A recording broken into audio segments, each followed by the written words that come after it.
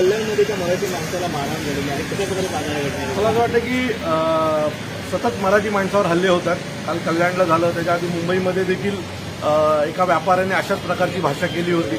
नालासोपारामध्ये अशी घटना घडलेली आहे. तर मला असं वाटतं की ह्या सगळ्यांना निवडणुकीनंतर माज आलाय आणि यांचा माज आता उतरवण्याची गरज आहे. जरी मराठी माणूस निवडणुकीत मनसेच्या सोबत राहिला नसेल तरी हा मराठी माणसासमोर महाराष्ट्र नवनिर्माण सेना नेहमी सोबत आहे. याच्या पुढे अशी कुठलीही घटना घडली तर महाराष्ट्र नवनिर्माण सेना त्यांना त्याच पद्धतीने उत्तर देईल. खरं तर कालच्या घटनेनंतर आमचे महाराष्ट्र सैनिक तयारीतच होते. सरकारने यात हस्तक्षेप केला पाहिजे. सरकार बदलल्यापासून किंवा नवीन सरकार आल्यापासून या घटना वाढत चाललेल्या आहेत आणि हे महाराष्ट्राच्या आणि मराठी माणसाच्या दृष्टीने योग्य नाहीये. सो जर या घटना थांबल्या नाहीत तर महाराष्ट्र नवनिर्माण सेनेच्या रागाला सामोरे जावं लागेल. खरं तर अधिवेशन चालू आहे. जर यात काही मराठी आमदार असतील, कारण अनेक जण भय्ये झालेले आहेत, अनेक जण परप्रांतीय झालेले आहेत, यात जर एखादा मराठी आमदार असेल तर त्यांनी हा विषय उचलला पाहिजे की मराठी माणसाच्या संरक्षणासाठी तुम्ही नक्की करणार काय. जर अशा प्रकारचे हल्ले आमच्यावर होत असतील तर मग आम्ही एखादी गोष्ट कायदा हातात घेतला तर चुकतं काय आमचं.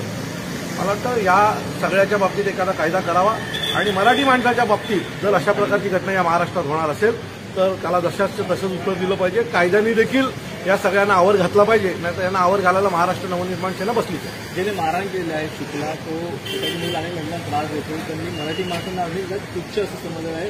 तुमच्यासारख्यांना मी झाडू मारलं होतं असं देखील त्यांनी उल्लेख केलेला आहे. मला वाटतं की तुम्ही आम्हाला झाडू मारायला ठेवणार असाल तर ह्या महाराष्ट्रात जर राजसाहेबांनी या सर्व परप्रांतीयांवर झाडू फेरली तर काय चुकतं ना.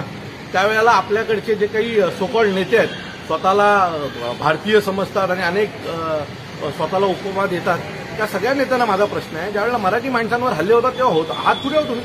कालपासून कोण नेता बोलला या विषयावर? महाराष्ट्र सैनिक सोडल्यात किंवा मनसेचे पदाधिकारी सोडल्यात याच्यासाठी पुढे यायला हे लोक घाबरत आहेत, कारण यांची वोट बँक आहे आणि वोट बँक तुटू नये म्हणून हे मराठी माणसाला तुच्छ समजतात. तो मला असं वाटतं की याच्या बाबतीमध्ये योग्य तो निर्णय व्हावा, नाहीतर याच्या पुढे महाराष्ट्र सैनिकांनी कायदा हातात घेतला तर आमच्यावर गुन्हे दाखल करू नका. स्थानिक नागरिक एकवटले, त्यांनी बॅनरबाजी केली, आंदोलन केलं, त्यानंतर पोलिसांनी दोघांवर गुन्हे दाखल केले. त्या वाटतं योग्य कारवाई झाली? मला वाटतं दोघांवर का गुन्हा झाला, कारण ज्या मराठी माणसावर हल्ला झाला तो त्यांच्या घरातली भांडणं सोडायला गेला होता ना. तो दोघांवर गुन्हे दाखल करण्याचा काय अर्थ आहे? तो या सगळ्या प्रकरणाची चौकशी व्हावी आणि मराठी माणसं, त्यातही मराठी माणसावर गुन्हा दाखल होणार असेल तर मग मराठी माणसाचं सरकार आहे का आणि महाराष्ट्र मराठी माणसाचा आहे का, असाच प्रश्न आमच्या समोर येईल.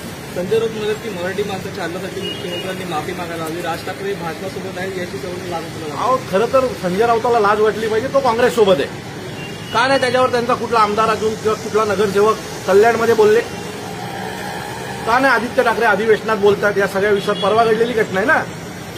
बाकीच्या गोष्टींवर आदित्य ठाकरे नाचतायत ना तिकडे.